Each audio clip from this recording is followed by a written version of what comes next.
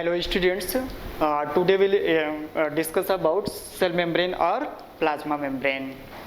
तो चलिए हम लोग बात करते हैं इसमें से सेल मेम्ब्रेन और प्लाज्मा मेम्ब्रेन में कि प्लाज्मा मेम्ब्रेन और सेल मेम्ब्रेन कैसी होती है, क्या होती है। और इसके पहले हम लोग पिछले वाले क्लास में हम लोग इसके बारे में काफ़ी डिटेल स्टडी कर चुके हैं। हम लोग इसकी फिजिकल प्रॉपर्टी में हम लोग देख चुके हैं कि सेल मेम्ब्रेन कैसे सेमी परमेबल मेम्ब्रेन क्यों कहते हैं, डिफरेंशियली परमेबल क्यों कहते हैं। आज हम लोग देखते हैं इसमें से सेल मेम्ब्रेन में कि इसकी जो मॉलिक्यूलर लेवल पे अगर स्ट्रक्चर देखेंगे तो वो कैसा होगा, और इसके बारे में हम लोग जानेंगे कि इसमें कैसा अरेंजमेंट होते हैं, कौन कौन से केमिकली मॉलिक्यूल होते हैं, ये सब हम लोग देखते हैं इसमें से। देखिए सेल मेम्ब्रेन के बारे में हम लोग जानते हैं। सेल मेम्ब्रेन को एक नाम हम और दे सकते हैं इसमें से, प्लाज्मा मेम्ब्रेन। क्या नाम दे सकते हैं इसमें? Plasma membrane. देखिए इसमें cells are separated from the external environment by the thin living semi permeable fragile outermost in animal cell। ये एनिमल सेल में आउटरमोस्ट होगी, लेकिन प्लांट सेल में सेल वॉल और साइटोप्लाज्म के बीच में पाई जाएगी। आप इसको याद रखिए इतना।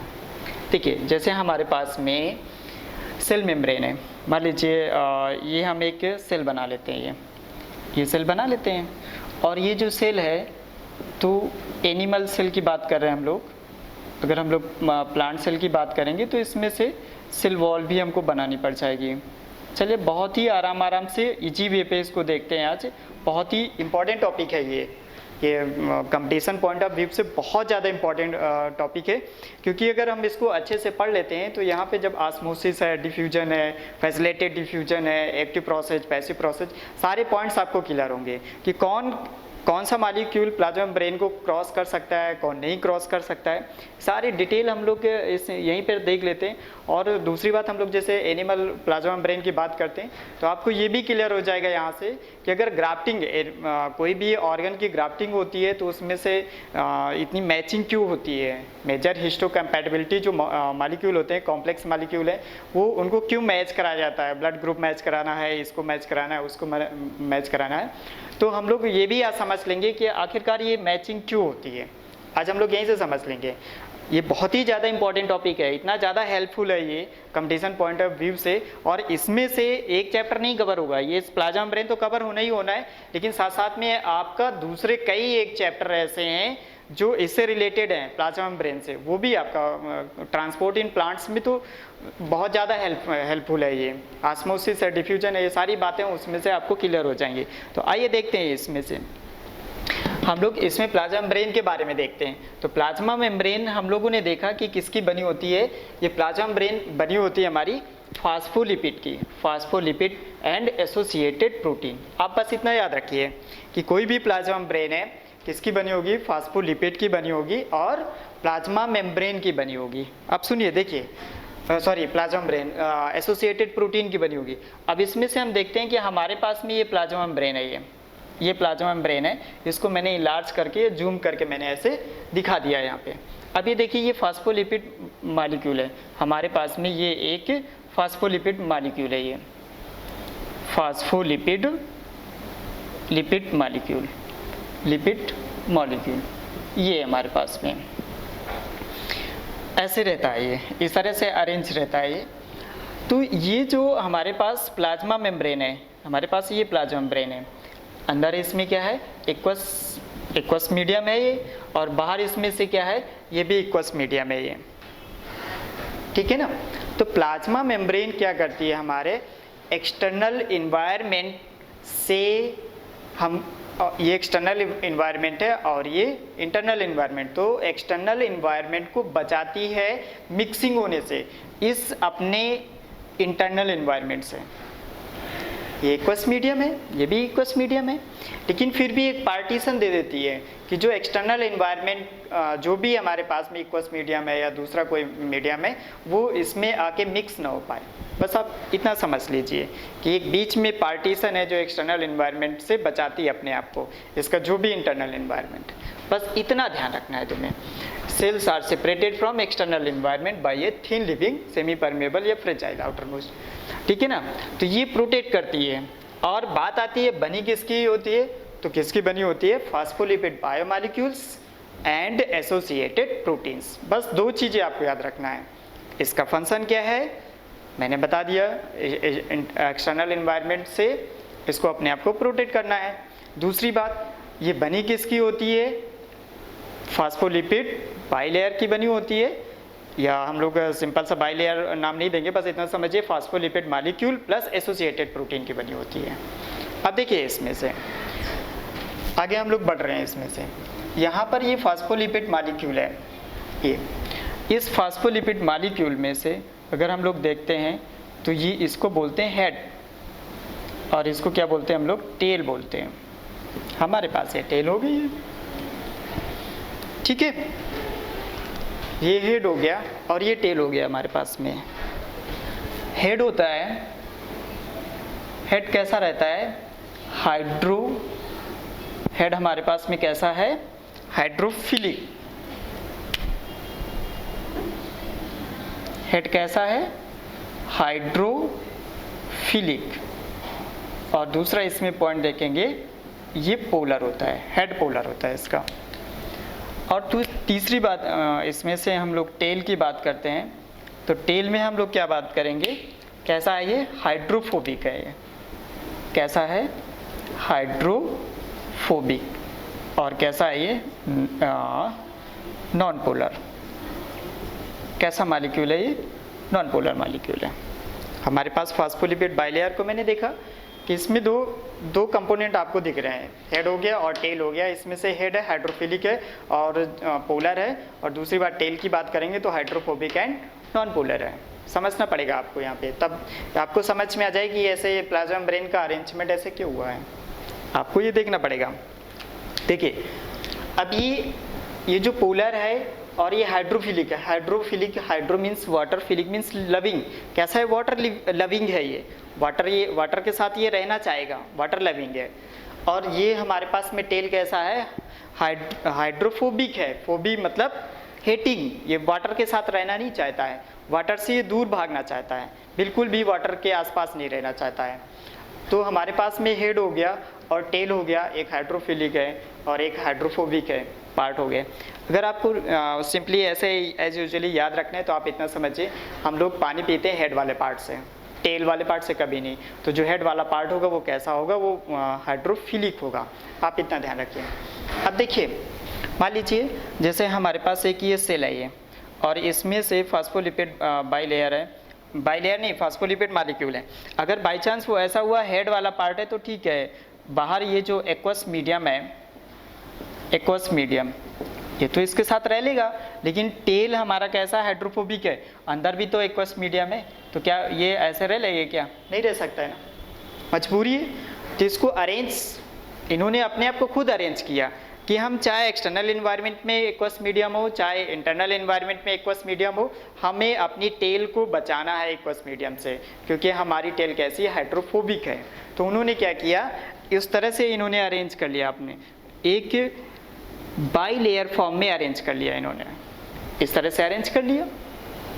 देखिए यहाँ पर, अब यहाँ पर हेड वाला पार्ट है, ये भी एक्वस मीडियम के कांटेक्ट में है और ये भी एक्वस मीडियम के कांटेक्ट में है। और यहाँ पर ये जो टेल है यहाँ पर, अब ये देखिए टेल सुरक्षित हो गया, यहाँ पे बिल्कुल भी एक्वस मीडियम नहीं है। देखिए यहाँ पर एक्वस मीडियम है, यहाँ पर एक्वस मीडियम है, लेकिन ये जो टेल है ये अपने आप को प्रोटेक्ट कर लिया, और यहाँ पर कहीं कोई एक्वस मीडियम नहीं है। तो इन्होंने बाई लेयर फॉर्म में अरेंज किया। प्लाज्मा मेम्ब्रेन कैसी होती है, बाई लेयर फॉर्म में रहती है। कैसी हो गई, ये बाई लेयर के फॉर्म में हो गई, ठीक है ना। तो ये जो हमारे पास में ये जो प्लाज्मा मेम्ब्रेन है, हम इसमें देख रहे हैं यहाँ पर कि एक हमारे पास ये लिपिड की लेयर है, ये लिपिड लेयर एक ये अबव फॉर्म ऊपर है, और दूसरी लिपिड लेयर कैसी है, एक नीचे है ये। तो देखते हैं हमारे पास में एक ये मिला कि जो प्लाज्मा मेम्ब्रेन है किस लिपिड बाइलेयर की बनी होती है। किसकी बनी होती है, लिपिड बाइलेयर की बनी होती है। क्लियर हो गई बात ये। और हम लोग दूसरी बात इसमें से करते हैं, दूसरी बात इसमें क्या है, ये 2 डायमेंशनल है। कैसी है, ये 2 डायमेंशनल है। आप दिमाग में रखिए, ये जो प्लाज्मा मेम्ब्रेन होती है वो 2D होती है, लेंथ होगी और क्या होगी, ब्रेड्थ होगी, हाइट नहीं होगी, या उसमें से ऊंचाई नहीं होगी, ऐसा कुछ भी नहीं होगा। ये लिपिड बाइलेयर की ही बनी होती है। इसमें से हम लोग ये नहीं कह सकते कि फास्फोलिपिड बाइलेयर, नहीं, लिपिड बाइलेयर, बहुत सिंपल सा नाम देंगे। और 2 डायमेंशनल होती है। एक हम लोग अलग से एक नाम देते हैं इसमें से, कैसी होती है ये, और ये प्रॉपर्टी आपको याद रखना पड़ेगा कैसी होती है, सेल्फ सीलिंग होती है। और ये सेल्फ सीलिंग का मीन्स हम लोग आगे जाके समझेंगे कि सेल्फ सीलिंग का क्या मीन्स है, क्योंकि ये बहुत ही इंपॉर्टेंट पॉइंट है सेल्फ सीलिंग। क्योंकि अगर ये समझ में आ गया तो आपको ये समझ में आ जाएगा कि एक्जोसाइटोसिस कैसी होती है और इंडोसाइटोसिस क्या होती है। इसमें से कोई भी मॉलिक्यूल सेल के अंदर से बाहर जा रहा है या सेल के बाहर से अंदर जा रहा है, जिसको हम लोग इंडोसाइटोसिस कहते हैं, तो वो कैसे होती है ये आपको समझना पड़ जाएगा और वो आसानी से समझ में भी आ जाएगा। तो देखिए हम लोग इसकी प्रॉपर्टी में आ गए थे हम लोग। यहाँ पर ये किसकी इसका क्या नाम देंगे, लिपिड बाइलेयर की, ऐसी होती है, 2 डायमेंशनल होती है और सेल्फ सीलिंग होती है।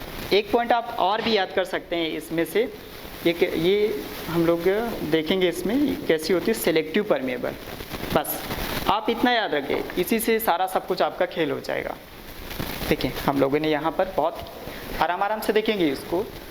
ये जो लिपिड की बाइलेयर है, ये अपने आप को इसने अरेंज कैसे किया, 2 लैमिना में कैसे अरेंज किया, ऊपर और नीचे करके। ये बात क्लियर हो गई आपको, क्योंकि इसको अपने आप को एक्वस मीडियम से बचाना है, वो चाहे एक्सटर्नल एक्वस मीडियम हो चाहे इंटरनल एक्वस मीडियम हो, उसको बचाना है। तो अपने आप को कैसे बचाएगी, ऐसे बचाएगी। और आपको ये बहुत अच्छे से याद करना है कि जो फास्फोलिपिड मॉलिक्यूल है, एक मॉलिक्यूल है, इसमें से एक ऐसी रहती है, एक हेड पार्ट रहता है और क्या रहता है, एक टेल वाला पार्ट रहता है। इसमें से और अगर हम आगे बात करना चाहते हैं तो आगे बात कर लेते हैं। ये कि इसका नेचर कैसा होता है, डायनेमिक नेचर होता है, ये लैटरली मूवमेंट रहता है इसमें। एक वर्ड और देख लेते हैं इसमें से, डायनेमिक नेचर, ठीक है, डायनेमिक नेचर। और ये मूवमेंट भी करेगी तो कैसे मूवमेंट करेगी, लैटरली मूवमेंट करेगी, ये लैटरली मूवमेंट आएगा इसमें से। इसमें से जो फास्फोलिपिड का जो मॉलिक्यूल है वो लैटरली मूवमेंट करता है इसमें से। और इसको हम लोग देखेंगे फ्लिप फ्लॉप मॉडल से देखेंगे, लेकिन इसकी हम लोग बाद में बात करेंगे। तो आपको ये जो 5 प्रॉपर्टी है इसके बारे में देख लेना है। और इसकी और बाकी तो हमने बता ही दिया है कि ये लिविंग होती है, डायनेमिक होती है, फ्रेजाइल होती है और इलास्टिक फॉर्म में रहती है। लेकिन आज जो हम लोग मेन पॉइंट्स लेके चलना है वो तो पिछले लेक्चर में हो चुका है। जो आज हमें बेसिक जो मेन पॉइंट्स लेके चलना है वो ये लेके चलना है। किसकी बनी होती है, ये लिपिड बाइलेयर की बनी होती है। और अगर इसमें बात करते हैं तो इसमें एक पॉइंट और हम लोग ऐड कर सकते हैं इसमें से, कि ये जो ऐसे जो इस तरह से एक लेयर ये दूसरी लेयर ये सिमेट्रिकल नहीं होती है। कैसी होती है, अनसिमेट्रिकल फॉर्म में रहती है। तो आप पहले तो इतने याद कर लीजिए, एसिमेट्रिकल फॉर्म में रहेगी, एसिमेट्रिकली अरेंज रहेगी ये, ठीक है ना, इतना याद रखना है आपको। ये हमारी प्लाज्मा मेम्ब्रेन या सेल मेम्ब्रेन है, इसकी प्रॉपर्टी है। अब इसके बेसिस पे हम इसका पूरा स्ट्रक्चर देख लेते हैं। आज हमारे पास में ये स्ट्रक्चर है, इस स्ट्रक्चर को देखते हैं आज हम। चलिए देखते हैं, हम लोग इसमें देखते हैं, इसका पूरा स्ट्रक्चर देखते हैं। तो इसमें हम लोग देखते हैं कि जो प्लाज्मा मेम्ब्रेन है, ऐसे ये लिपिड बायोमॉलिक्यूल्स हैं, ये बाइलेयर फॉर्म में अरेंज रहेगी। एक इसकी ये लेयर है, दूसरी लेयर ये है।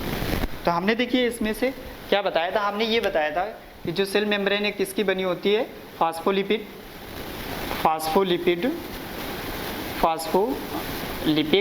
प्लस एसोसिएटेड प्रोटीन, इस चीज़ की बनी होती है, एसोसिएटेड प्रोटीन इसकी बनी होती है। आइए हम लोग देख लेते हैं।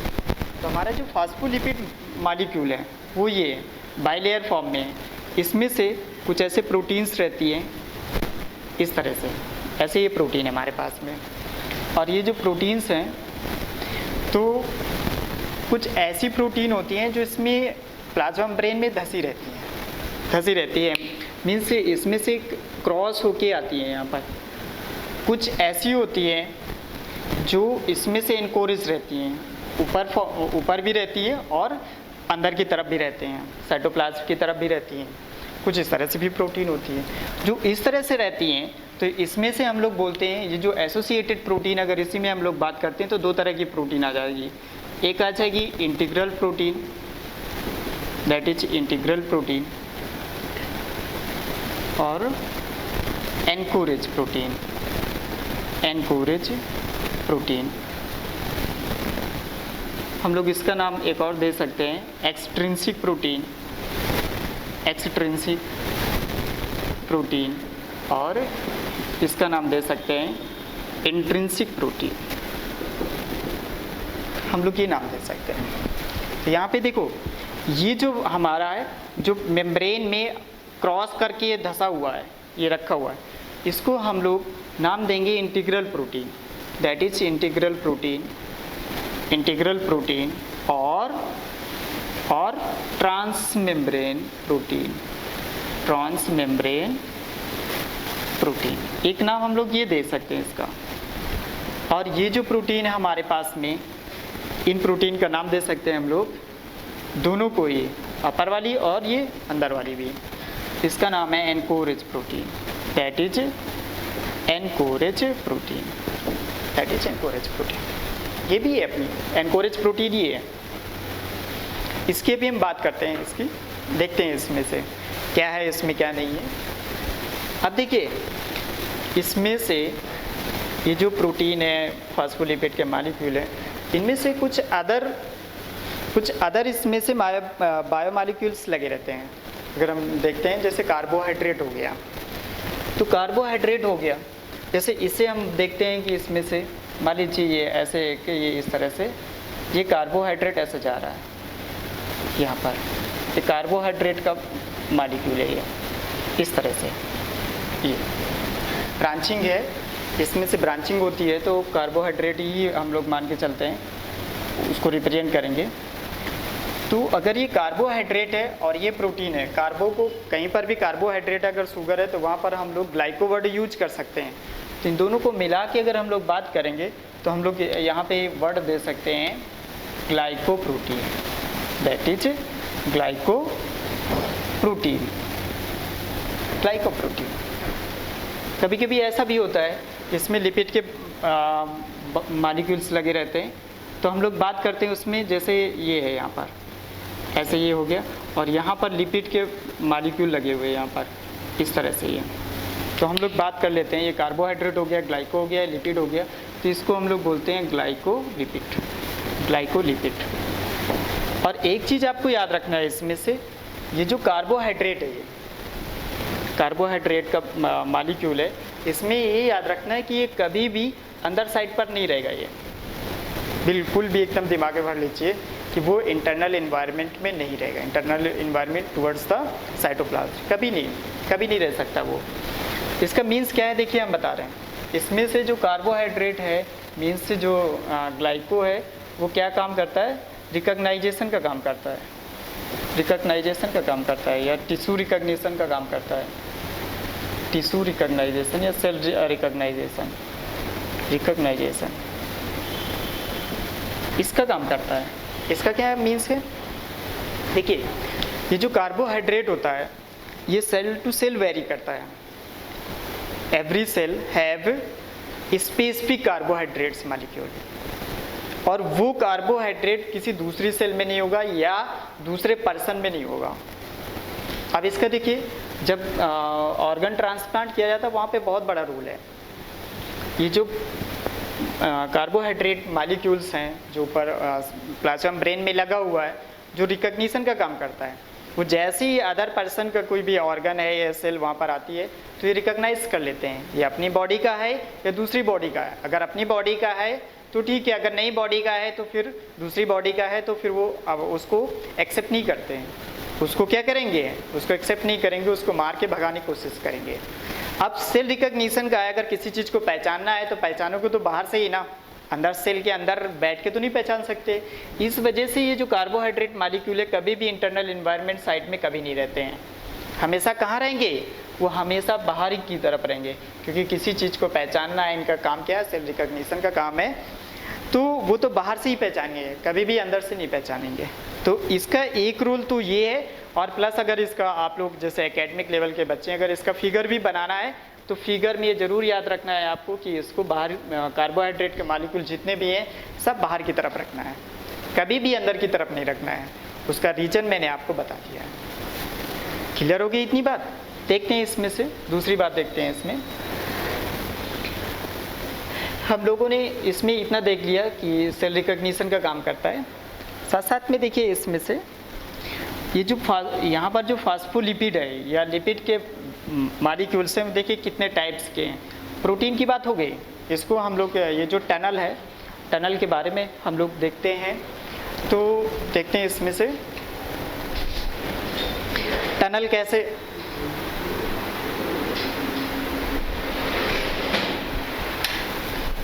जो टनल है हमारे पास में, तो टनल ये कैसे बना, इसका क्या रोल है इस टनल का, ये हम लोग देख लेते हैं। अभी हम लोग देखते हैं इसमें से कि एक वर्ड था हमारे पास में, सिलेक्टिव परमेबल था। तो जो सिलेक्टिव परमेबल या सेमी परमेबल वो क्यों देखा गया, वहाँ से हम इसको कोरिलेट करते हैं। पहले आप इतना समझ लीजिए कि यहाँ पर जो बायोमॉलिक्यूल्स हैं किसके, फॉस्फोलिपिड मॉलिक्यूल्स है ये, और इसको हम लोग ऐसी मेम्ब्रेन को क्या कहेंगे, लिपिड बाइलेयर। फास्फोलिपिड बाइलेयर नहीं बोलेंगे, लिपिड बाइलेयर मेम्ब्रेन है हमारी। और ये किसकी बनी होती है, फास्फोलिपिड बायोमॉलिक्यूल्स के बने होते हैं। देखिए फास्फोलिपिड कितने टाइप्स के होते हैं, देख लेते हैं इसमें से, या लिपिड कितने टाइप्स के होते हैं। लिपिड तो एक तो हमारे पास हो गया फास्फोलिपिड हो गया, फास्फोलिपिड हो गया। और हम लोग दूसरी बात करते हैं इसमें से कोलेस्ट्रॉल की, कोलेस्ट्रॉल। तीसरी बात करते हैं इसमें से ग्लाइकोलिपिड, ग्लाइकोलिपिड। अब देखिए ग्लाइको मीन्स क्या हो गया, कार्बोहाइड्रेट हो गया, लिपिड मीन्स लिपिड हो गया, बहुत सिंपल सी बात है। तो ये जो यहाँ पर हम देखते हैं कि ये लिपिड बायोमॉलिक्यूल्स हैं। अगर हम लोग इनसे देखते हैं कि यहाँ पर अगर हम लोग लिपिड मॉलिक्यूल्स से अटैच कर देंगे, सॉरी लिपिड बायोमॉलिक्यूल्स हैं, अगर इससे हम लोग कार्बोहाइड्रेट अटैच कर लेते हैं इस तरह से, ऐसे कार्बोहाइड्रेट का मॉलिक्यूल से, तो इसको वर्ड हम लोग क्या यूज कर देंगे, ये ग्लाइको हो गया और ये क्या हो गया, लिपिड हो गया। तो ये ग्लाइकोलिपिड हो गया।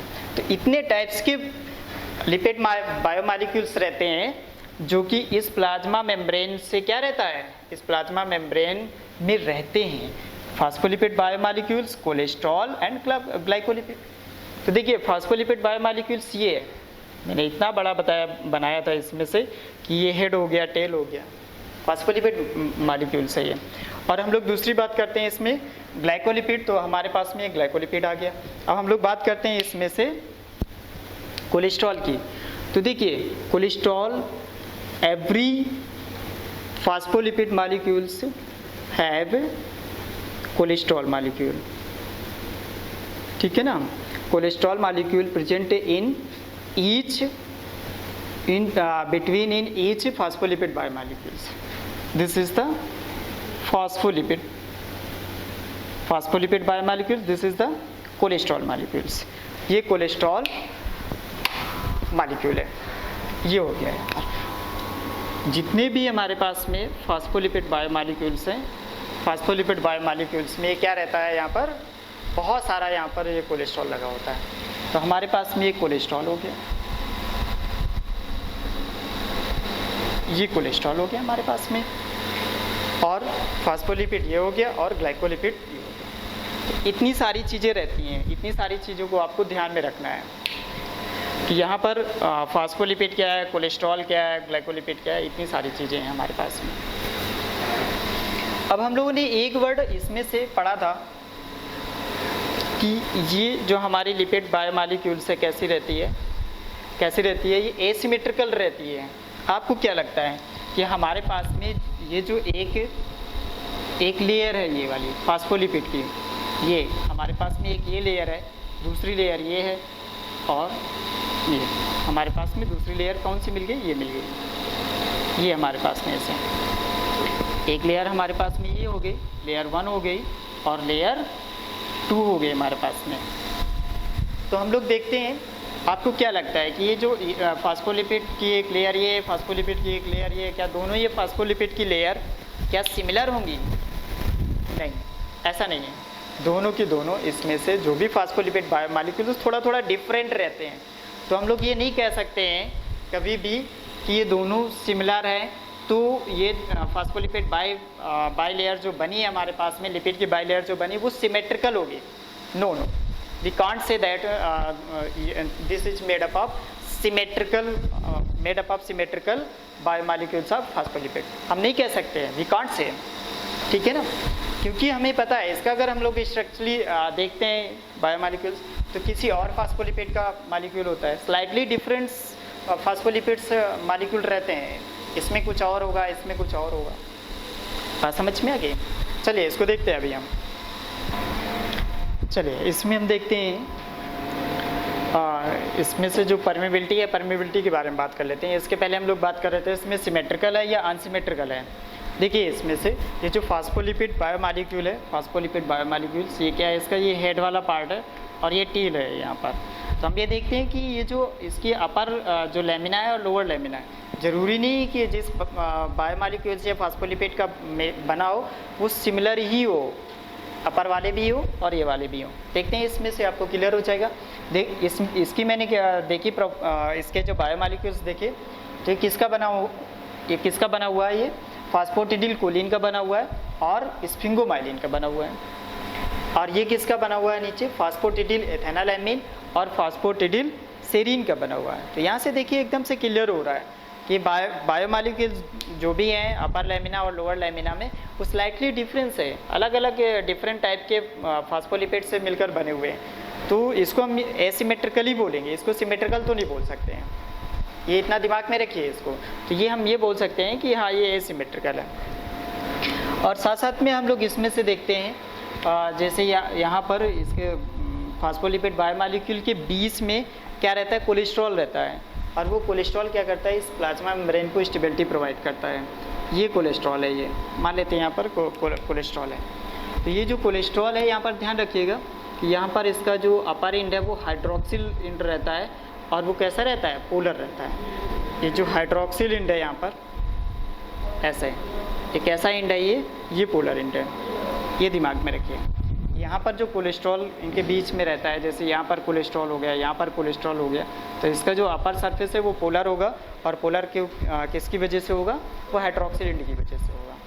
इतना ज़रूर आप याद रखिए। और हम लोग इसमें थोड़ा सा परमेबिलिटी के बारे में देख लेते हैं इसमें से कि परमेबिलिटी कैसे होगी, कैसे नहीं होगी और किन चीज़ों के लिए ये परमेबल होगा। तो देखिए एक छोटी सी बात है, बहुत सिंपल सी बात है। वो जो सिंपल सी बात है देखिए वो क्या है कि जो लिपिड सॉल्युबल मॉलिक्यूल हैं, कौन है, लिपिड सॉल्युबल मॉलिक्यूल हैं। और कैसे हैं, बहुत ही स्मॉल साइज हैं, वेरी वेरी स्मॉल साइज या स्मॉल पार्टिकल है वो जा सकता है, या जिसका सा मॉलिक्यूलर वेट बहुत ही कम हो, वेरी लो, वो क्रॉस कर जाएगा। ऐसे बायोमॉलिक्यूल्स क्या कर जाएंगे, क्रॉस कर जाएंगे। या यहाँ पर हैं, इसके अंदर हैं, तो वो क्रॉस कर जाएंगे, वो बिल्कुल क्रॉस कर जाएंगे, कहीं कोई प्रॉब्लम नहीं है उसमें से। क्योंकि हमको पता है कि ये तो ऑयल है ना, ऑयली है, ये प्लाज्मा मेम्ब्रेन क्या है, एक ऑयल है, ऑयल मतलब लिपिड। तो उसमें से जो लिपिड है, लिपिड मॉलिक्यूल्स में अगर इसको क्रॉस करके आना है तो इससे होकर गुजरना होगा ना, तो वो तो वही गुजर जाएगा जो लिपिड सॉल्युबल हो, वही तो गुजर पाएगा ना। जो वाटर सॉल्युबल है या लिपिड फोबिक है, जो लिपिड से दूर भागता है, तो वो कैसे आ जाएगा। अगर हम कोई भी ऑयल है, ऑयल में एक ऑयल की ड्रॉप डालेंगे तो मिक्स हो जाएगी, उसी के साथ मिक्स होके निकलना होगा, निकल जाएगी, लेकिन मिक्स हो जाएगी, वो दूर उससे नहीं भागेगी। लेकिन अगर उसमें से एक हम लोग वाटर की ड्रॉप डालें तो वो तो अलग भागेगा ना, उससे ऑयल में नहीं मिक्स हो सकता है। तो कैसे क्रॉस हो सकता है। अगर हम लोग वाटर सॉल्युबल कोई चीज़ डालें तो क्या आ सकता है, क्या नहीं आ सकता है, यहाँ पर बिल्कुल नहीं आ सकता है। तो जैसे एक पोलर मॉलिक्यूल है, पोलर मॉलिक्यूल है। और दूसरी बात करते हैं हम लोग इसमें से, या लार्ज साइज का है, लार्ज साइज का है, तो वो भी नहीं आ सकता है यहाँ पे, इसको क्रॉस नहीं कर सकता है। और यहाँ पर अंदर भी हैं ऐसे मॉलिक्यूल, तो वो भी क्रॉस नहीं कर सकते इसमें। या हम लोग बोले उसको कि जो भी है हाइड्रोफिलिक है अगर, तो उसको हम नहीं कर सकते हैं, बिल्कुल नहीं हो सकता। क्योंकि जो हाइड्रोफिलिक है वो लिपिड सॉल्युबल तो नहीं हो सकता ना। अगर लिपिड सॉल्युबल नहीं होगा तो वो कैसे क्रॉस करेगा। मान लीजिए यहाँ पर हम लोग एक बात कोई भी मॉलिक्यूल्स ले लेते हैं, हमारे पास ये मॉलिक्यूल्स है ये, और ये कैसा है, ये हाइड्रोफिलिक है। ये कैसा है, ये हाइड्रोफिलिक है। अगर ये हाइड्रोफिलिक है तो क्या ये इस प्लाज्मा मेम्ब्रेन को क्रॉस कर पाएगा? नहीं कर पाएगा, क्योंकि ये लिपिड सॉल्युबल है ही नहीं। अगर लिपिड सॉल्युबल नहीं है तो कैसे क्रॉस करेगा? उसके लिए फिर एक दूसरा रास्ता, कोई ना कोई दूसरा रास्ता तो, अल्टरनेटिव रास्ता तो होता ही है, उस अल्टरनेटिव रास्ते से आएगा। और उस अल्टरनेटिव रास्ते के लिए जो हेल्पफुल होगा वो कौन होगा? जो हमने अभी पहले बात करी थी, एसोसिएटेड प्रोटीन। हमारे पास में एसोसिएटेड प्रोटीन कौन सी थी? ये एक इंटीग्रल प्रोटीन थी। यहाँ पर ऐसे पेरिफेरल प्रोटीन थी जिसको हम लोग एनकोरेज प्रोटीन भी कहते हैं। और ये एक स्पेशल टाइप की प्रोटीन होती है जो एक इंटीग्रल में ही आती है, लेकिन उसको हम लोग चैनल प्रोटीन बोलते हैं, जो एक टनल बनाती है। और ये जो टनल है, इस जो भी नहीं क्रॉस हो पा रहे हैं डायरेक्टली, जो लिपिड सॉल्युबल नहीं है या नॉन पोलर नहीं है या उनका साइज बहुत बड़ा है, वो क्रॉस नहीं हो पा रहे हैं वहाँ से, तो उनके लिए एक स्पेशल फैसिलिटी दी गई है। और वो जो स्पेशल फैसिलिटी दी गई है वो ये है, जिसको हम लोग चैनल प्रोटीन के नाम से जानते हैं। और वो जो चैनल प्रोटीन है वो इनको क्रॉस करा देगा, क्रॉस करा के इंटरनल एनवायरनमेंट में ला देगा। अब देखिए कैसे, क्योंकि हमको पता है कि ये प्रोटीन की बनी हुई है और अलग अलग इसमें से ये पेप्टाइड चेन होती है। मान लीजिए यहाँ पे 3-4 ऐसे ये पेप्टाइड चेन बनी हुई है, तो इससे मिलकर ये बना हुआ है। और इसमें से एक टनल है ये, और ये टनल कैसा है? वाटर फील्ड टनल है। ये कैसा टनल है? वाटर फील्ड टनल है ये हमारे पास में। ये वाटर फील्ड टनल है, ये वाटर फील्ड है। इसमें से यहाँ पर वाटर भरा हुआ है। अब ये वाटर फील्ड टनल है और हमारे पास पता है कि ये जो पोलर मॉलिक्यूल है या लार्ज साइज का है या हाइड्रोफिलिक मॉलिक्यूल है, तो वो तो यहाँ से ऐसे क्रॉस होके आ जाएगा ना, आ जाएगा ना।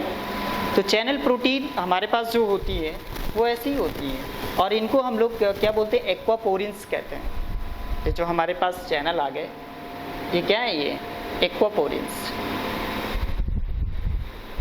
ये है हमारे पास में। अगर ये वाटर को क्रॉस करा रहा है या वाटर सॉल्युबल चीज़ों को करा रहा है एक्वापोरिन्स, या अदर को करा रहा है, तो सिंपल सा हम लोग क्या नाम देंगे? पूरिन्स। क्या है ये?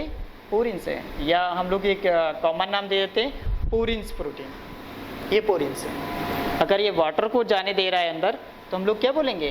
तो पूरिन्स का एक हमारे पास में एग्जाम्पल मिल गया, एक्वापोरिन्स। कौन सा एग्जाम्पल मिल गया? एक्वापोरिन्स मिल गया। ये हमारे पास में एक्वापोरिन्स मिल गया। तो बात इतनी सी क्लियर हुई कि नहीं हुई? आपको बस इतना समझना है कि कुछ मॉलिक्यूल को ये जाने दे रहा है, कुछ को नहीं जाने दे रहा है। उसमें से आपको ये देखना है कि ये वाटर सॉल्युबल है, लिपिड सॉल्युबल है। लिपिड सॉल्युबल है तो जाएगा, श्योर है जाएगा, क्योंकि उसके मतलब की चीज़ है वहाँ पर। अगर वाटर सॉल्युबल है तो वो नहीं जाएगा। अगर उसको जाना भी है तो किसी और अल्टरनेटिव पाथवे से जाएगा, और उसका जो अल्टरनेटिव पाथवे क्या है? वो ये चैनल प्रोटीन है, जो एक टनल के फॉर्म में रहती है। और ये जो टनल के फॉर्म में है, और ये कैसा रहता है? वाटर फील्ड रहता है, ताकि उसमें से जो भी है पोलर मॉलिक्यूल है या हाइड्रोफिलिक मॉलिक्यूल है, वो इससे क्रॉस होके अंदर चला जाए। इतना दिमाग में रखना है। और जो कॉमन चीज़ है वो ध्यान रखिए कि अगर लिपिड सॉल्युबल है, लेकिन अगर उसका साइज भी अगर बहुत बड़ा है, उसका मॉलिक्यूलर वेट भी ज़्यादा है, तब भी वो नहीं जा पाएगा। क्लियर होगी बात?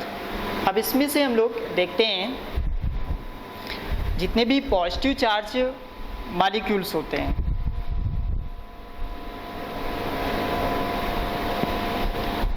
तो उनको भी रोक लिया जाता है। उसको कैसे रोकते हैं, क्या करते हैं, उसको भी देख लेते हैं हम लोग यहाँ पर। लेकिन उसके पहले हम लोग एक छोटी सी बात जान लेते हैं यहाँ पर, dynamic nature of the plasma membrane. Dynamic nature क्या है देखते हैं इसमें से। जैसे हम लोग बात करते हैं यहाँ पर, ये टेल है ऐसे, एक ये बायोमॉलिक्यूल्स है और एक ये बायोमॉलिक्यूल्स है। अब कुछ यहाँ पर ऐसे मॉलिक्यूल्स हैं जो एकदम सिंपल सा इस तरह से है, और एक ही है, एक हमारे पास ये एक ही है। कोई प्लाज्मा मेम्ब्रेन ऐसी है जिसमें से इस टाइप के रहते हैं। इसका मीन्स ये हो गया, इसमें से जो भी है फास्फोलिपिड पाया जा रहा है वो सैचुरेटेड फास्फोलिपिड है। कैसा है ये? Saturated phospholipid. और इसका ये मीन्स है, जितना बेंडिंग होता है, बेंडिंग का ये मीन्स है कि यहाँ पर डबल या ट्रिपल बॉन्ड हो गया। मीन्स अनसैचुरेटेड फैटी एसिड है यहाँ पर, या फास्फोलिपिड है। अनसैचुरेटेड अनसैचुरेटेड फास्फोलिपिड या फैटी एसिड, फास्फोलिपिड। और सिंपल सी बात आ गई। अब देखिए, अब इसमें कोई प्लाज्मा मेम्ब्रेन हमको दो तरह की दी गई, जिसमें से उसमें से मैक्सिमम कौन है, ये सैचुरेटेड फास्फोलिपिड है, और मिनिमम ये है। एक इस तरह का है कि एक में से ये मिनिमम है अनसैचुरेटेड वाले, और एक ऐसी प्लाज्मा मेम्ब्रेन मिली जिसमें से मिनिमम हमारी सैचुरेटेड वाली है लेकिन मैक्सिमम वाला ये है। आपसे अगर हम पूछे कि दोनों में से डायनेमिक नेचर किसका होगा, मोबिलिटी किस में ज़्यादा होगी, तो आप क्या बताएंगे? सोचिए आप अपने आप से। अगर मुझसे पूछा जाएगा तो हम तो ये कहेंगे कि वो plasma membrane that have unsaturated phospholipid molecule maximum in number, that plasma membrane will be more dynamic in nature. हम तो ये बोलेंगे। उसका रीजन भी है हमारे पास में, क्योंकि आप ऐसे समझिए, कोई भी एक कॉमन पर्सन है, उसके पैर वैर एकदम सही है, कोई दिक्कत नहीं है। एक वो बंदा है जिसके पैर टूटा हुआ है या लंगड़ा है, तो देखिए वो कैसे चलता है और ये कैसे चलता है। अगर एक कॉमन मैन है तो वो तो सीधा अब चला जाएगा, स्ट्रेट फॉरवर्ड अपना चला जाएगा। लेकिन जिसका पैर खराब है, जिसका पैर टूटा है, वो तो इधर उधर हिलेगा ना, तो उसमें ज़्यादा मोबिलिटी होगी ना। तो जिसमें से अनसैचुरेशन है उसमें ज़्यादा मोबिलिटी है। कोई भी plasma membrane that having unsaturated phospholipid have more mobility या more in dynamic in nature, more dynamic. और ये जिसमें पाया जाएगा सबसे ज़्यादा लेस डायनेमिक होगा, ये लेस डायनेमिक। क्लियर होगी बात? और इसमें से एक चीज़ जरूर याद रखिए कि इसमें जो प्रोटीन्स है, ये मत सोचिए कि ये जो फास्फोलिपिड बायोमॉलिक्यूल्स है तो सबसे ज़्यादा प्लाज्मा मेम्ब्रेन में फास्फोलिपिड बायोमॉलिक्यूल्स होते हैं। नहीं, ऐसा नहीं है। प्रोटीन के बायोमॉलिक्यूल्स ज़्यादा रहते हैं। देखिए, इसमें कोई भी अगर हमारे पास में प्लाज्मा मेम्ब्रेन है तो उसमें 52% प्रोटीन होगी, और उसमें से 40%, ये एनसीईआरटी का वर्ड है, एनसीईआरटी का सेंटेंस है, उसको देखिए 40% क्या है, लिपिड बायोमॉलिक्यूल या फास्फोलिपिड है। उसमें से ये फास्फोलिपिड रहता है, ठीक है ना। बाकी जितना कुछ बचा भी तो अदर्स में आ जाएगा। अदर्स में क्या आ जाएगा, जैसे कि कार्बोहाइड्रेट हो गया, ये हो गया, ये बायोमॉलिक्यूल्स हो गया। इतना दिमाग में रखिए। तो हम लोग किस में आ रहे थे, हम लोग आ रहे थे इसमें मोबिलिटी में आ रहे थे। तो ये दिमाग में रखना है कि मोबिलिटी कैसे आती है इसमें से। अब इसमें से मोबिलिटी हम लोग चेक कर लेते हैं। तो मोबिलिटी में हम लोग एक चीज़ देखते हैं इसमें से, ये लैटरली, इसमें से जो लिपिड बायोमॉलिक्यूल्स हैं ये लैटरली मूवमेंट करते हैं, ऐसे मूवमेंट करते हैं। ये कभी भी फिक्स नहीं रहते हैं, अपनी जगह पे फिक्स नहीं रहते हैं, क्योंकि अगर ये फिक्स रह जाएंगे तो इसमें सेल्फ सीलिंग प्रॉपर्टी नहीं रह पाएगी। और अगर सेल्फ सीलिंग प्रॉपर्टी नहीं रह पाएगी तो ये एक्जोसाइटोसिस और इंडोसाइटोसिस नहीं कर सकता है, ये कभी नहीं कर सकता है। तो इसमें से जो सेल्फ सीलिंग प्रॉपर्टी है, self ceiling property is the ideal property of plasma membrane. आप इस पॉइंट को कहीं पे नोट कर लीजिए। अभी हम उसको और डिटेल बताते हैं, पहले इतना देखते हैं। इसका मूवमेंट में आते हैं हम लोग। तो इसका जो मूवमेंट है वो लैटरली मूवमेंट करता है, ये इधर की तरफ मूवमेंट करेगा, ये ऐसे लैटरली मूवमेंट करेगा। तो ये इसका डायनेमिक, ये लैटरली मूवमेंट, जो लैटरली मूवमेंट है इसका, लैटरली मूवमेंट ये शो करता है, ये क्या करता है, ये हमें बता देता है से अबाउट मूवमेंट या मोबिलिटी, ये मूवमेंट के बारे में हमको बता देता है। इसमें से इसका जो डायनेमिक नेचर है, डायनेमिक नेचर हम लोग एक प्रॉपर्टी या एक इसके लिए मॉडल है फ्लिप फ्लॉप मॉडल। तो फ्लिप फ्लॉप मॉडल से हम लोग देख सकते हैं इसको। फ्लिप फ्लॉप मॉडल में क्या है इसमें से, उसमें ये बताया गया है कि जैसे इसमें से कोई भी एक, ये फास्फोलिपिड बायोमॉलिक्यूल्स है, ये जो फास्फोलिपिड बायोमॉलिक्यूल्स है ये जंप करेगा, यहाँ से ऐसे जंप करेगा और वो कहीं किसी और प्लेस पर जाकर फिट हो जाएगा, ये जंप करके। क्लियर हो गई बात? इसने जंप किया यहाँ से, इसने जंपिंग ली और जंपिंग लेने के बाद क्या हुआ, यहाँ से जंप किया और यहाँ पर आके फिट हो गया। इसके लिए जो स्पेस है यहाँ पर ये खाली हो गया। अब ये वाला स्पेस कोई अदर मॉलिक्यूल आएगा और उस स्पेस को फिल करेगा। मान लेते हैं कि यहाँ पर एक ऐसे ये दूसरा फॉस्फोलिपिड बायोमॉलिक्यूल्स था यहाँ पे, और ये जब चला गया तो यहाँ पर स्पेस बना और इस स्पेस को इसने फिल किया। अगर इस यहाँ पर स्पेस ये बायोमॉलिक्यूल्स निकल के यहाँ पर आएगा तो ये स्पेस तो फिर से खाली हो जाएगा, फिर बनेगा यहाँ पर स्पेस, और इस स्पेस को फिल करने के लिए कोई अदर बायोमॉलिक्यूल्स आएगा और वो उसको फिल करेगा। और धीरे धीरे धीरे एक ऐसी कंडीशन आएगी कि पूरी की पूरी ये जो मूवमेंट आ जाएगा, इसमें पूरा का पूरा प्लाज्मा मेम्ब्रेन मूव करेगी आगे पीछे करके। That is flip flop model. Clear हो गई ये बात? वैसे मुझे कोई दिक्कत थी नहीं। नहीं, मुझे कोई दिक्कत नहीं है। तो चला दीजिए, जैसे अगर कोई, अच्छा चला दें उसको। बारिश हो रही है? अच्छा, कौन सी है बटन ये?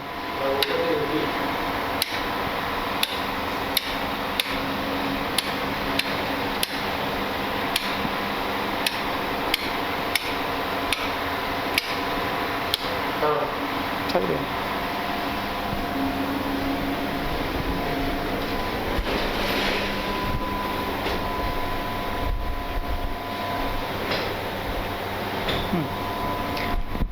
तो हम लोग बात कर रहे थे इसमें मूवमेंट में। तो हम लोग मूवमेंट में कैसे इसका जो मूवमेंट है एक डायनेमिक नेचर हम लोग कैसे बता रहे थे, हम लोग फ्लिप फ्लॉप मॉडल से। फ्लिप फ्लॉप मॉडल इससे हम लोग बात कर रहे थे कि एक्चुअल में जो फ्लिप फ्लॉप मॉडल है तो वो क्या है, और उस मॉडल से हम लोग कैसे शो करते हैं कि ये डायनेमिक इन नेचर है। ये कैसे शो करते हैं? हमने बताया कि इसका एक जो बायोमॉलिक्यूल है वो जंप करके अदर स्पेस में भरेगा, वो चला जाएगा वहाँ पे दूसरी जगह पे फिल कर जाएगा। अब वो जो मॉलिक्यूल जहाँ से जंप किया वो स्पेस खाली होगा, उसको कोई और भरेगा, पूरी की पूरी ऐसे मूवमेंट शुरू हो जाएगा पूरी प्लाज्मा मेम्ब्रेन में। क्लियर हो गई? तो ये कुछ ऐसे पॉइंट्स हैं जो ये हमें बताता है कि ये जो प्लाज्मा मेम्ब्रेन है, पूरी की पूरी प्लाज्मा मेम्ब्रेन कैसी है, डायनेमिक है, ये मूवमेंट करती है। और इसमें मूवमेंट जो अच्छा मॉडल है मूवमेंट का, वो ये बताया गया है कि ये लैटरली मूवमेंट होता है। ये तो फ्लिप फ्लॉप मॉडल है, एक लैटरली मूवमेंट के लिए बात की गई है। तो आप इतना ध्यान रखिए इसमें से कि लैटरली मोमेंटम इसमें से कैसे होता है। क्लियर हो गई बात? और एक जो हमारे पास में बहुत अच्छी प्रॉपर्टी है जिसको बहुत अच्छे से डिटेल से पढ़ना है, जो ideal property of the plasma membrane है, वो आप दिमाग में रखिए, उसको हम बताने चाह रहे हैं। और हमको पता है कि आइडियल प्रॉपर्टी क्या है हमारे पास में आइडियल प्रॉपर्टी है सेल्फ सीलिंग। इसको आप दिमाग में रखिए, इसको जो सेल्फ सीलिंग क्या है, ये आइडियल प्रॉपर्टी ऑफ द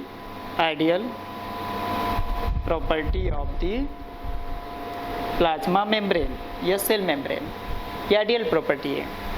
और बिना इसके आइडियल प्रॉपर्टी के कुछ होने वाला नहीं है।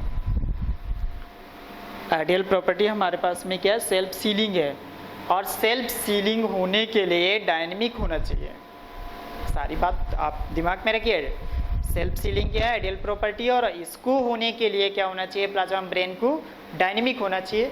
और वो डायनेमिक नेचर देखिए, अगर वो नहीं होगा तो आप खुद सोच सकते हैं कि कितनी बड़ी प्रॉब्लम आ सकती है। यहाँ पर कितनी बड़ी प्रॉब्लम आ सकती है, देखिए खुद से देखिए। मान लीजिए यहाँ पर हमारे पास में एक बायोमॉलिक्यूल्स है ये, और इसको बाहर निकालना है तो बाहर जाएगा ही, ऐसे जाएगा। लेकिन हम लोग देखते हैं कि जो प्लाज्मा मेम्ब्रेन है कुछ ऐसे हो जाती है, ये वाली हो गया है। इस प्रोसेस को हम लोग क्या नाम देंगे, एक्सोसाइटोसिस, क्योंकि सेल के बाहर जा रही है कोई चीज़, एक्सोसाइटोसिस हो गया। मान लीजिए कोई भी ये वेस्टफुल मटेरियल था, वेस्टफुल मटेरियल है ये, और ये ऐसे इसमें पैक हुआ और पैक होने के बाद चला गया ये। क्लियर हो गई बात ये? तो इसमें से होना क्या है, ये फॉस्फोलिपिड बाइलेयर है यहाँ पर, ऐसे उन्होंने ऐसे कवर कर रखा, इसको बाद में ऐसे कवर करके और ये निकल के बाहर हो जाएगा, और ये ऐसे रह जाएगा, और ये निकल के ऐसे बाहर हो गया, ऐसे इस तरह से हो गया। लेकिन हमको अगर इसमें से डायनेमिक नेचर ना हो और ये सेल्फ सीलिंग प्रॉपर्टी ना हो तो क्या ये गैप कभी भर सकता है? नहीं भर सकता। अगर ये कभी गैप नहीं भरेगा तो क्या कभी एक्सोसाइटोसिस हो सकती है? या ऐसे ही देखते हैं हम लोग, जैसे यहाँ पर एक बायोमॉलिक्यूल्स ये आया था, ये आ गया यहाँ पर, this process known as endocytosis. क्या एंडोसाइटोसिस पॉसिबल है? क्योंकि अगर ये बायोमॉलिक्यूल कट के अगर निकल गया यहाँ से तो ये जो स्पेस बचा क्या ये भरेगा कभी? नहीं भरेगा ना। तो इसको भरने के लिए पहली बात तो जो फास्फोलिपिड बायोमॉलिक्यूल्स यहाँ से निकले हैं उसको सिंथेसाइज भी तो होनी चाहिए। तो दूसरी बात हम लोग बात करेंगे इसमें biosynthesis of phospholipid. Biosynthesis of phospholipid, phospholipid कहीं से बनने भी तो चाहिए ना, जितना नुकसान हुआ वो तो आना चाहिए ना। हम लोग इसकी बात नहीं करेंगे क्योंकि वो फिर लेवल ज़्यादा चला जाएगा ना। तो ये 11 NCERT 11th में है ना 12th में है, और ना ही नीट पर्पज से है, कुछ भी नहीं है। लेकिन एक जो रिदम है कैसे क्या चल रहा है वो समझ लीजिए कि वो बनने भी तो चाहिए ना। उसको हम लोग क्या बोलते हैं? Biosynthesis of phospholipid. ये बनने चाहिए, बन के वो आना भी तो चाहिए, वहाँ पर पहुँचना भी तो चाहिए। ऐसा तो नहीं इसी पॉइंट पे बनेगा, बनेगा कहीं और, बनेगा कहीं और वो बन के उस पॉइंट तक पहुँचना भी तो चाहिए। तो क्या वो डायनेमिक नेचर क्या नहीं शो कर रहा है? और यहाँ बन के जब आ गया है तो आने के बाद वो ऐसे फिल भी तो हो जाए, वो उसी जगह प्रॉपर प्लेस पे फिल भी तो होना चाहिए ना। और उस प्रॉपर प्लेस में जब फिल हो रहा है उसी को तो हम लोग क्या बोलते हैं? इसी को तो बोलते हैं सेल्फ सीलिंग। ये सेल्फ सीलिंग प्रॉपर्टी है। तो जो सेल्फ सीलिंग प्रॉपर्टी है वो कैसे होती है, आगे बात समझ में। अगर सेल्फ सीलिंग प्रॉपर्टी ना हो तो कितनी बड़ी प्रॉब्लम आएगी। ना तो एक्सोसाइटोसिस हो सकता है, ना एंडोसाइटोसिस हो सकता है, कुछ हो सकता है?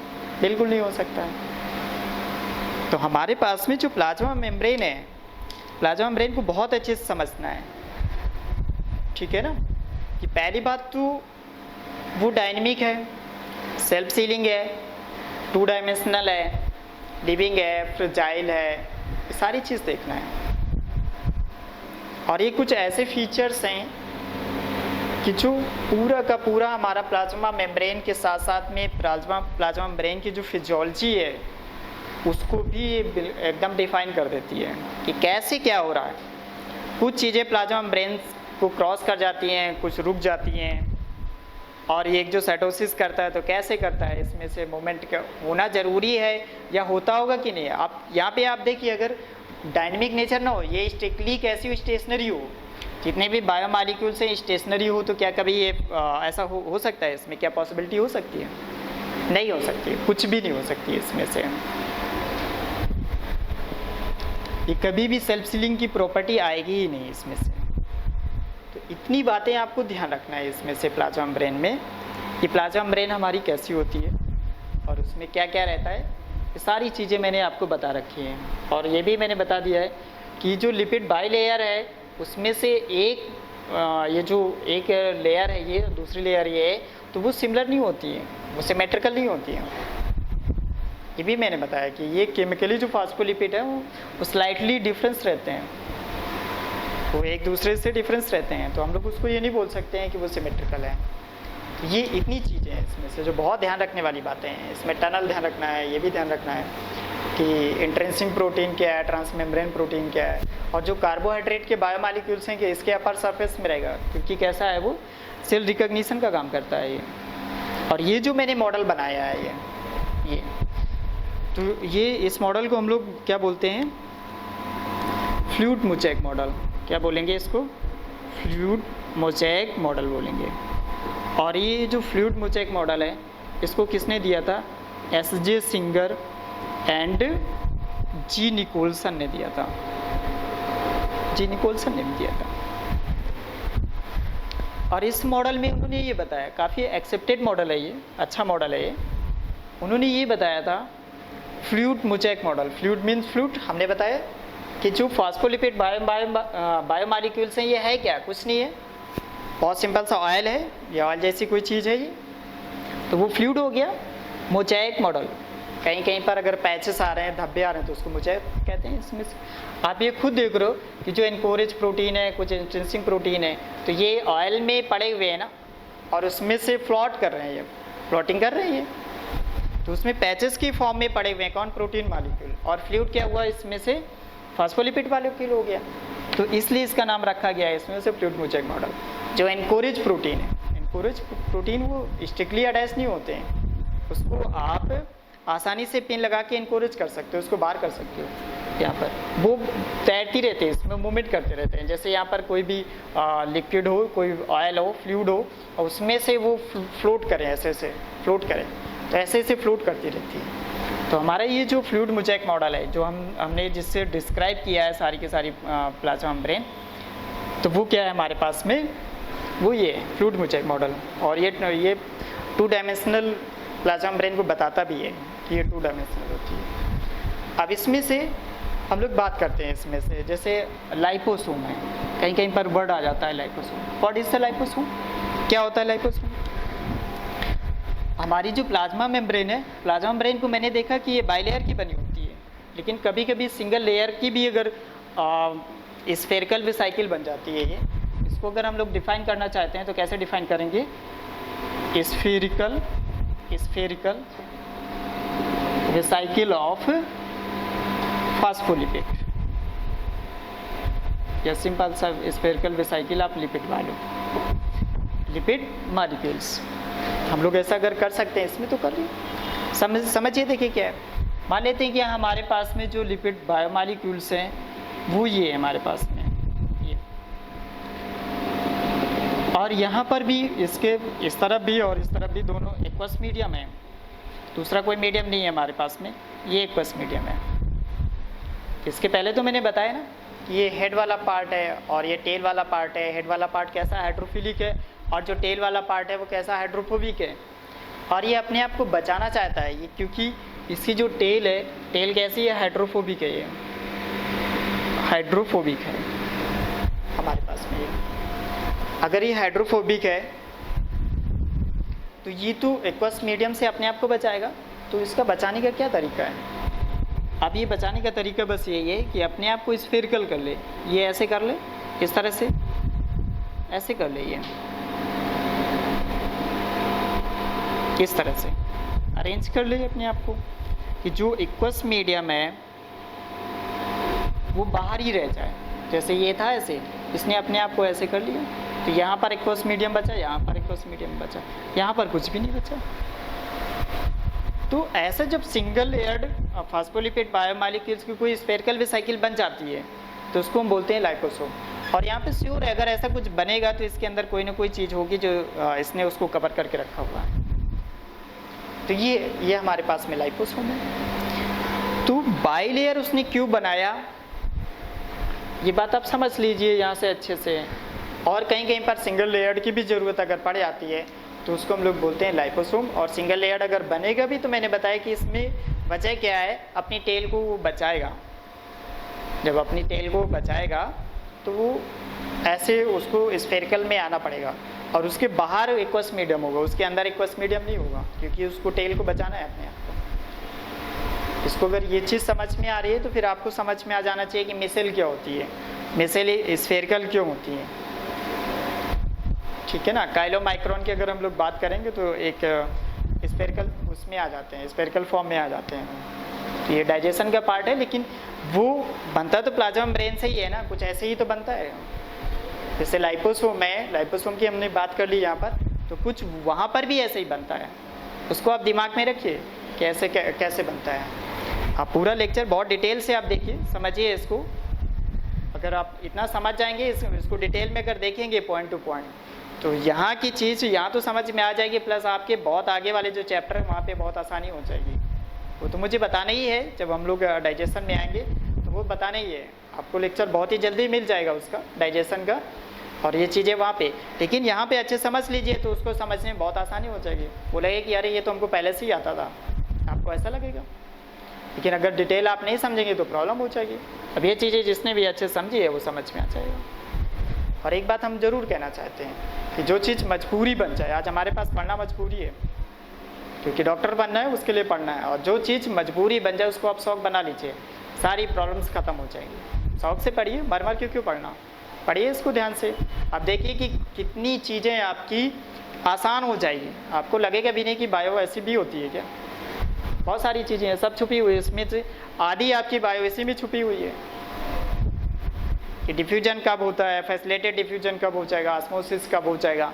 सेल वॉल के बारे में मैंने बताया कि वो रिजिड होती है, ये इलास्टिक होती है। 2-3 पॉइंट याद रखिए, आपके कई एक चैप्टर ऐसे हो जाएंगे। आपके एटीएस अगर आपने बहुत ध्यान से पढ़ा है कि इसमें कुछ प्रोटीन धसी रहती हैं जिसको ट्रांसमेम्ब्रेन कहते हैं।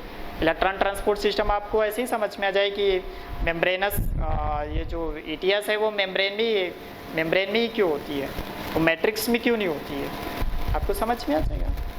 क्योंकि आपको पता है कि मेम्ब्रेन में ही तो प्रोटीन धसी रहेंगे ना, और वो कुछ ऐसी प्रोटीन्स होंगी कि इलेक्ट्रॉन एक्सेप्टर होंगी, और वो जो इलेक्ट्रॉन एक्सेप्टर हैं इलेक्ट्रॉन को एक्सेप्ट करेगा, फिर ट्रांसपोर्ट करेगा, और वो होती प्लाज्मा मेम्ब्रेन में ही है। तो जाहिर सी बात है एटीएस प्रोसेस है वो होगी तो प्लाज्मा मेम्ब्रेन में ना।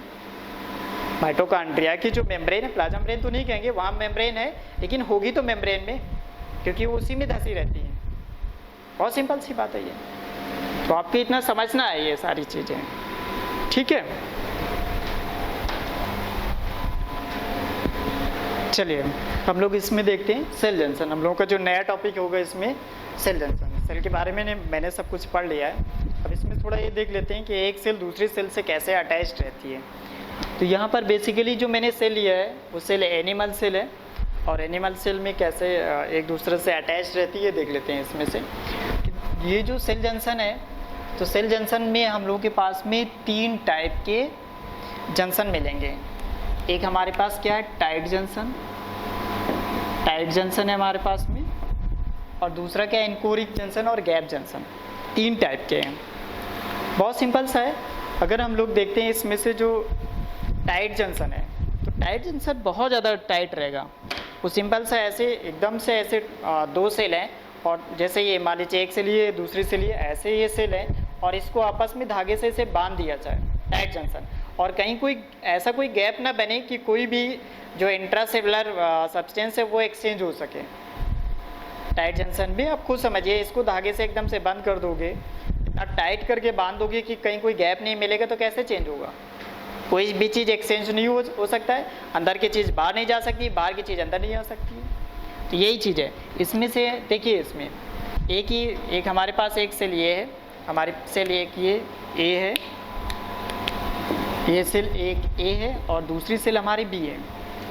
देखिए ये जो माइक्रोविलाई है ये बताता है कि हमारी एनिमल सेल है। तो ये सेल आपस में एकदम से ऐसा कस के इसको बांध दिया गया है धागे से, जिसकी बिल्कुल भी कहीं कोई गैप ना हो। अगर कहीं कोई गैप नहीं है तो कोई भी सेलुलर मटेरियल या एक्स्ट्रा सेलुलर मटेरियल कहीं कोई एक्सचेंज नहीं हो सकता है। तो टाइट जंक्शन से कहीं कोई चीज़ एक्सचेंज नहीं होती है। फिर हम लोग बात करते हैं इसमें से एनकोरिक जंक्शन। एनकोरिक जंक्शन हमेशा ऐसे होता है कि 2 सेल डायरेक्टली कांटेक्ट में नहीं आती हैं, किसी और चीज़ से वो चिपकी होती हैं, इसलिए इसको हम लोग क्या बोलेंगे, एनकोरेज। और वो किसी और चीज़ से अगर चिपकी होंगी, बीच में वहाँ पर गैप भी होगा, और जब गैप है किसी और चीज़ से चिपकी है तो उसको अगर हम लोग सेपरेट करेंगे, अलग अलग करेंगे, तो थोड़ा अच्छे से अलग अलग भी हो जाएगा। देखिए इसमें से तो पहला क्या है, यहाँ पर ऐसे कुछ यहाँ पे फिलामेंट्स हैं यहाँ पर, और ये जो फिलामेंट्स हैं वो एक बंडल का फॉर्म ले लेते हैं, और उन्हीं से ये आपस में ऐसे करके ऐसे ये फ्यूज्ड रहते हैं या ऐसे लगे रहते हैं आपस में, ये जोड़ने का काम करता है। इसको हम लोग क्या बोलेंगे, जोनुला एडहेरेंस बोलेंगे। इतनी बात समझ में आ गई। ऐसे ही दूसरा देखिए यहाँ पर एक है हमारे पास, ये एनकोरेज का ही टाइप है। एनकोरेज का टाइप एक ये ए हो गया और बी हो गया। जो बी वाला है वो देखते हैं इसमें से हमारे पास में ऐसे यहाँ पर कुछ साइटोप्लाज्मिक प्लेक है, ये साइटोप्लाज्मिक प्लेक है यहाँ पर ये, और ये केराटिन इंटरमीडिएट फिलामेंट है, और यहाँ पर कैथरीन प्रोटीन्स हैं। ये कौन सी प्रोटीन है, ये कैथरीन प्रोटीन्स हैं जो इस जोड़ने का काम करती है। ये प्रोटीन्स हैं ये, और ये आपस में जोड़ने का काम करेगा ऐसे। तो यहाँ पे देखिए एक बटन लाइक स्ट्रक्चर आपको मिल रहा है, ऐसा लग रहा है हाफ इधर है और हाफ इधर है, ये पूरा एक बटन ऐसे मिल रहा है आपको। तो ये बटन लाइक जो स्ट्रक्चर है इसी को हम लोग क्या बोलते हैं, डेस्मोसोम। डेस्मोसोम क्या है, कोई भी अगर बटन लाइक स्ट्रक्चर है, बटन लाइक स्ट्रक्चर, तो उसको हम लोग क्या बोलेंगे, दैट इज नोन एज डेस्मोसोम। ये हो गया डेस्मोसोम। तो वो इस तरह से ऐसे आपस में फंसे रहते हैं, ऐसे बंधे रहते हैं। और देखिए डायरेक्टली नहीं है, किसी और चीज़ से ये बंधा हुआ है, इसलिए इसको हम लोग क्या बोलेंगे, किसके अंदर रखेंगे, एनकोरिक जंक्शन में रखेंगे। अब यहाँ पे हम लोग ये देखते हैं, जैसे कोई सेल है, ये दो सेल है, लेकिन यहाँ पर किसी ये वाली सेल है कि यहाँ पर क्या है, बेसल लैमिना है, दूसरी सेल नहीं है, लेकिन बेसल लैमिना में ये रखी हुई, कहीं पर रखी हुई है। तो कैसे बंधेगी, ये कैसे वहाँ पर उस बेसल लैमिना से कैसे सधेगी, तो कुछ इस तरह से होगी। अगर कोई दूसरी सेल होती तो ये जो डेस्मोसोम है, एक इसका हाफ वाला डेस्मोसोम इधर भी होता, लेकिन दूसरी सेल तो है नहीं है, तो केवल एक ही डेस्मोसोम होगा इसमें से। अगर एक ही डेस्मोसोम होगा, वो आधा जैसा दिख रहा है, जैसा बटन का हाफ पार्ट हो, तो उसको हेमीडेस्मोसोम कहेंगे। इसलिए इसको हम लोग क्या बोलेंगे, हेमीडेस्मोसोम। क्लियर हो गए। बाकी जो जैसा यहाँ पर होता है सेम यहाँ पर भी होता है। तो ये डेस्मोसोम और हेमीडेस्मोसोम समझ में आ गया। और ये किसके अंदर आता है, मैकुला एडहेरेंस के अंदर आता है। और जोनुला एडहेरेंस आपको समझ में आ गया ये। फिर आता है हमारे पास में गैप जंक्शन। तो गैप जंक्शन ऐसा कुछ होता है कि जो सेल को आपस में काफ़ी हद तक गैप दे दे और उससे मटेरियल एक्सचेंज हो। मान लेते हैं यहाँ पर हम लोग कहीं पर एक ये सेल बना लेते हैं, मान लीजिए ये सेल है, एक ये सेल है और दूसरी सेल ये है, हमारे पास में दूसरी सेल ये है ऐसे, और यहाँ पर इस तरह से गैप बना के रखा हुआ है इन्होंने, और किसी और चीज़ से ये जुड़ा हुआ है ये, और ये यहाँ पर गैप है ये। तो ये वाला पॉइंट हम लोग बोलेंगे गैप जंक्शन।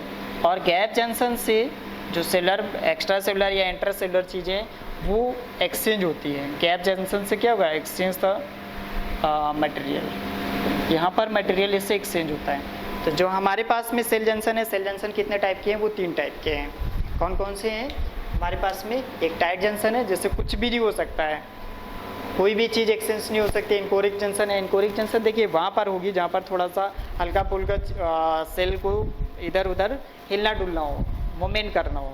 उस तरह मूवमेंट नहीं कि अपना प्लेस छोड़ दे, लेकिन फिर भी कहीं ना कहीं मूवमेंट करना हो, उसको हिले डुले। जैसे स्किन है, स्टमक है, हार्ट हो गया, एटसेट्रा हो गया, यहाँ पर ये इनकोरिक जंक्शन होंगे। और इसके 2 टाइप मैंने बताए, जोनुला एडहेरेंस और मैकुला एडहेरेंस। मैकुला एडहेरेंस के अंदर क्या आ जाएगा, डेस्मोसोम, हेमीडेस्मोसोम। और ये जो डेस्मोसोम है ये बटन लाइक स्ट्रक्चर होता है। क्लियर होगी बात। और ये फिर हम लोग बात करते हैं गैप जंक्शन की। तो जो गैप जंक्शन है, गैप जंक्शन क्या है, गैप जंक्शन में कह रहा है gap junction develop in a set of 6 membrane protein called connexons form an elongated doughnut holes type का। जैसे अगर हम लोग इसकी बात करते हैं और ऐसा कुछ हो जाए कि यहाँ पर एक ऐसे कनेक्सिन प्रोटीन बन चाहिए इस तरह का, ऐसे ये जो कनेक्सिन प्रोटीन है ये, और ये 6 प्रोटीन बायोमॉलिक्यूल से मिलकर बना होगा, तो इसको हम लोग क्या बोलेंगे, गैप जंक्शन। और जाहिर सी बात है कि आपस में ये 2 सेल है, अपना मटेरियल एक्सचेंज कर सकता है, ये इसको हम लोग क्या बोलेंगे, ये कनेक्शन है। तो ऐसे हम लोग जंक्शन को क्या बोलेंगे, गैप जंक्शन। और हमारे पास गैप जंक्शन ही है जिससे हम लोग जो 2 सेल के बेस में मटेरियल को हम लोग एक्सचेंज कर सकते हैं, और वो आप देख भी रहे हैं। और यहाँ पर ऐसा कहीं कुछ नहीं है, बिल्कुल भी नहीं। तो ये हमारे पास में सेल जंक्शन हो गया। देखिए तो हम लोग सेल वॉल पढ़ चुके हैं, सेल मेम्ब्रेन पढ़ चुके हैं, और सेल मेम्ब्रेन से रिलेटेड बहुत सारी चीज़ें हम लोग इसमें जान लिए हैं कि कई एक चैप्टर इसी में कंप्लीट हो गए। बाकी जो थोड़ी बहुत चीज़ें हैं तो वो उस चैप्टर में हम लोग पढ़ेंगे। लेकिन ऑल ओवर जितना भी सेल मेम्ब्रेन यहाँ पर है या सेल मेम्ब्रेन से रिलेटेड कहीं अदर चैप्टर में भी है, वो सारा का सारा यहाँ पे खत्म हो चुका है। इतनी बात क्लियर हो गई। तो हम लोग सेल वॉल पढ़ चुके हैं, सेल मेम्ब्रेन पढ़ चुके हैं, मिडिल पढ़ चुके हैं। अब हम लोग ऑर्गेनेल्स में आ गए। साइटोप्लाज्म में क्या पढ़ा हुआ, ऑर्गेनेल्स पढ़े हुए, तो हम लोग ऑर्गेनेल्स आप पढ़ेंगे हम लोग, ठीक है ना। तो ये जो आज का जो लेक्चर था हमारा बहुत ही ज़्यादा इंपॉर्टेंट है, ये इसको बहुत डिटेल में पढ़िए, पॉइंट पढ़िए। इसमें से जो नोट्स हैं और जो थ्योरेटिकल पार्ट है वो समझिए इसमें से, और कुछ पॉइंट्स मैंने स्पेशली उसको अलग से बताया हुआ है, उसको ज़रूर देखिए। बहुत सारी प्रॉब्लम्स यहीं पे आपकी ख़त्म हो जाएंगी, ठीक है ना। Okay, thank you.